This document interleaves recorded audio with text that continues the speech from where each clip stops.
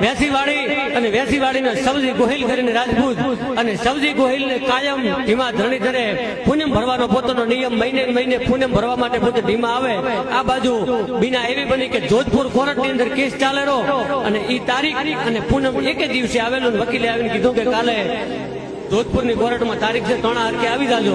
સવજી ગોહિલે વિચાર કર્યો કે કાલે પૂનમે થાય છે આ બાજુ તારીખે છે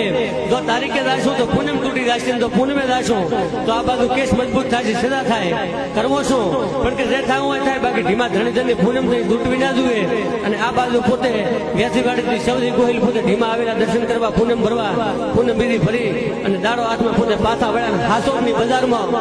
વકીલ થઈ મળેલો વકીલે કીધું વાહ ગોહિલ વાહ કે ભલામણ શું આજ તમે દલીલો કરી જોધપુરની કોર્ટની અંદર જો આવી પહેલે દલીલો કરી હોત તો આટલો કેસ હેડો જ નહીં